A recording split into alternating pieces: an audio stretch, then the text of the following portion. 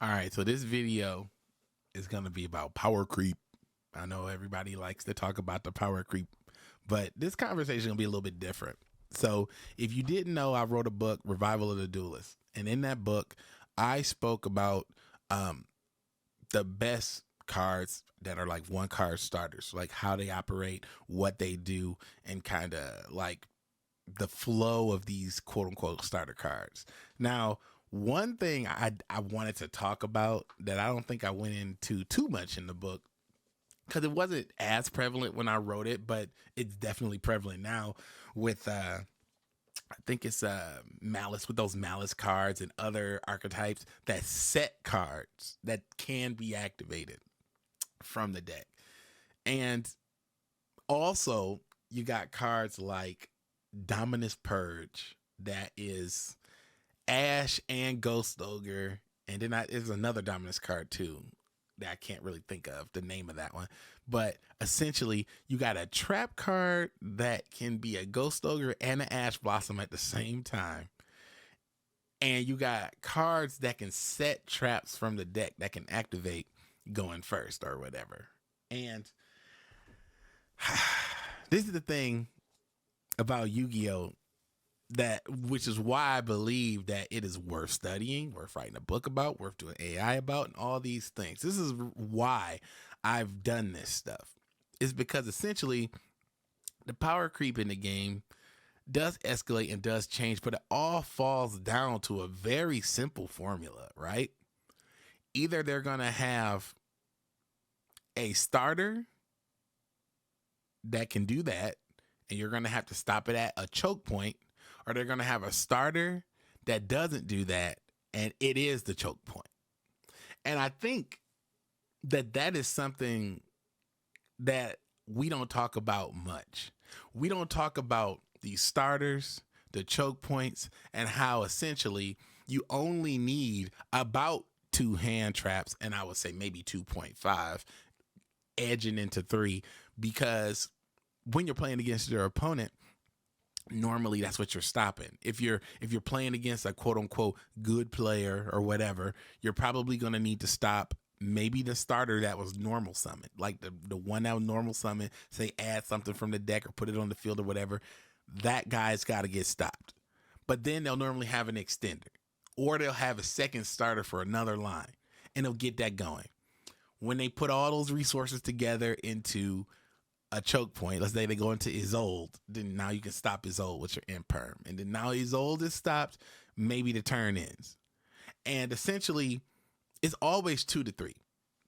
So that enters this funky dynamic. Like, and you've seen it in the World's Champions deck, and you've seen it in many, many other decks, right? So the deck is a 1-card combo deck. And I just want you to really think about this from a mathematical standpoint. The deck is a 1-card combo deck. The deck can OTK on 1 card, right? And you're going second. And you got nothing but go second cards and tactics. You've got 5 cards to dismantle the board. And then you're going to play the 1 card to OTK. That's why I say going second is always better. Like, going second is always better. Like, people think going first is good, but going second is always better. Because if you think about it, if the most optimal decks play 1-card combos and don't need help and set stuff from the deck that does all this other stuff, if you're playing against your opponent and you're going first, that means you can run stuff like Called by the Grave. That means you can run stuff like an additional gas, starters and extenders. You know, you can run all kinds of stuff, and you're not going to need 3 counters to your opponent. You're going to need more ends on your plays. You're going to need more ways to initiate your combo. And typically that's what happens. Like, the person going first opens up their hand.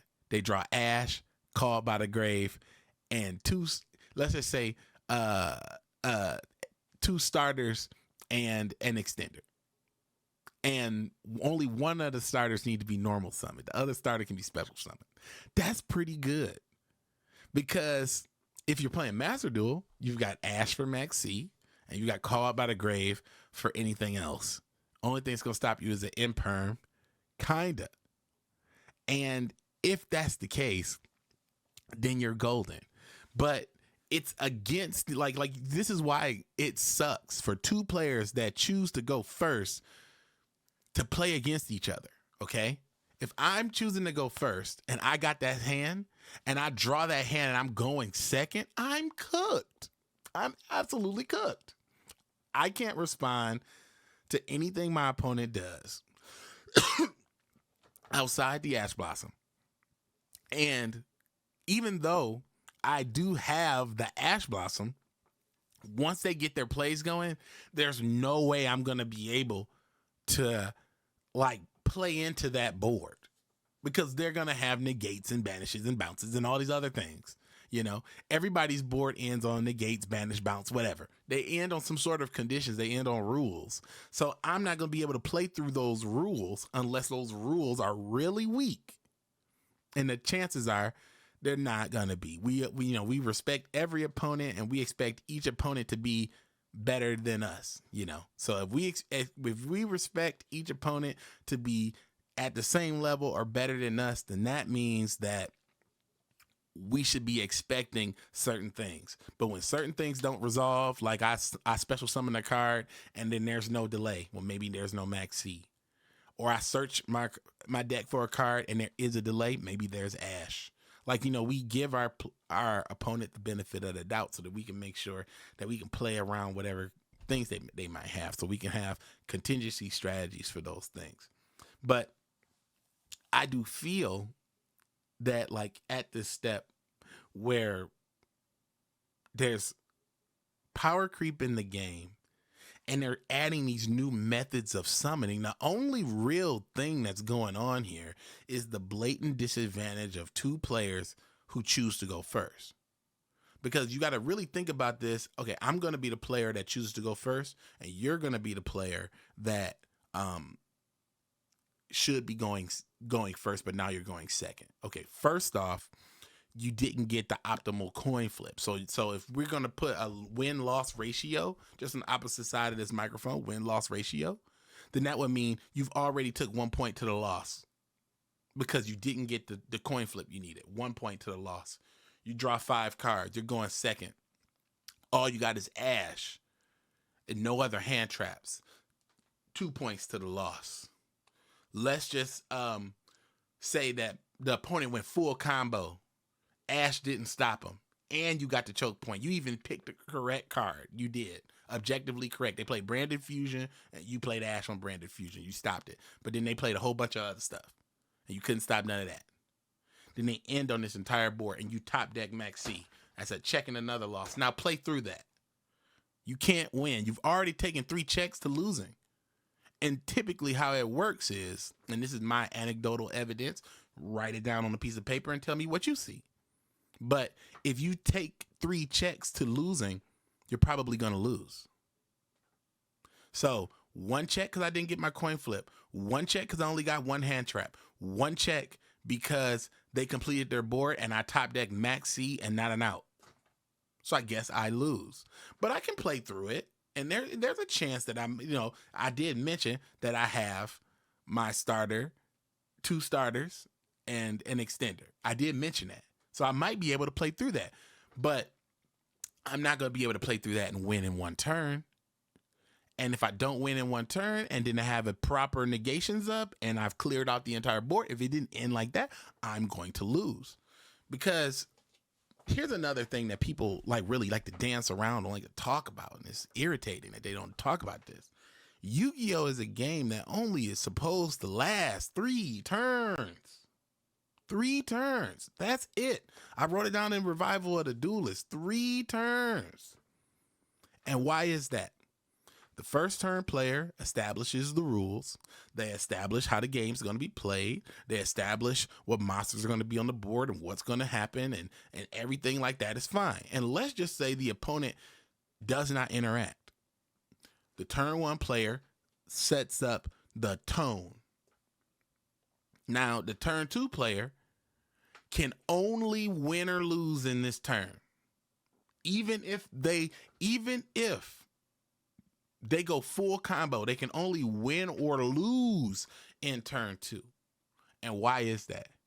Because essentially on the second turn, if you don't break the board and attack for game and reduce all your opponent's resources before you say pass turn, they're going to beat you because all they ever needed was a 1-card combo in the first place. And if they were able to hold you off, that's a part of their game plan, because the turn 1 player seeks to win on the third turn.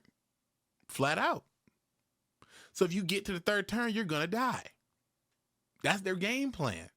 Like, that's why a 1-card combo deck wins that way. Think about it. 1-card combo deck versus 1-card combo deck. We draw that same hand scenario where we know Maxx is going to be on the top. We've got Ash in our hand. We've got a starter, an extender, and my secondary starter. And for our 5th card, what is that? Call by the Grave. You know, if we both open up those exact same hands, right? If I go first and I set up my board and play through the Ash, you're just not going to win. You've already taken those 3 checks. And you can just think about it. You know, this is kind of leads into the video I made about losing. Like, this leads into that analysis. It's like, how deep am I into losing or winning before my turn even starts? Like, that's a question nobody asks. But essentially, when you flip the first coin, if I plan on going second and I got the coin flip, I choose to go second. That's a boon for me. That's a win point. Or you chose for me to go second. That's a boon for me. That's a win point. Then you played out your entire hand. I can see my Dark Ruler No More and Harpy's Feather Duster in my hand. I've got Imperm, Ash, and 2 starters. I'm probably going to win. But if you overwhelm me, if you get too much stuff in the graveyard, if big ifs on all that stuff, the whole idea is for the deck to be able to recover and build up some sort of go first board after cracking the board. Now, what's funny about that is, even though you get 3 win points, it's not the same as getting 3 lose points. 3 win points would be like, okay, I got the coin flip. I am going to go second. I got full knowledge of the board, and I got the board wipes to win. But now you got to actually execute the play. So, because, you know, that's why I say 3 checks isn't a guaranteed win. You still got to play it out, you know. You got to not mess it up. But losing, yeah, that's out of your control because the guy is trying to beat you. So that's what I'm saying. It's almost objectively your probability of winning is going down as you continue to, I guess, be non-responsive to these changes, to just kind of see that, like, it's getting worse every time. And then you'll leave and you'll say, I can't win. I don't understand. Why am I losing? Why is this problem? Blah, blah, blah. And you're going through all of this turmoil and you can't seem to get down to the gist of why you're losing. Honestly, you might just be losing because you've chosen to go first. And you should try going second. But, you know, I want to hear what you guys got to think about this. I mean, you know, what do you think about the whole idea of going first or going second? You know, statistically, they say most people enjoy going first, above 50 to 60%. Like, I believe it's 70%, but I'm just saying above 50% of people enjoy going first. So if you choose to go second, or your deck is versatile enough to go second or first, and, you know, again, we're playing Master Duel, so you got to kind of build your deck towards it. Depending on what type of deck you have, you might be able to easily play both sides. But the more defined you are in terms of your win condition, if you are a first or go second player, I think that really helps in your game regardless. So, as always, my boys, thanks so much for watching, and I'll catch you in the next one.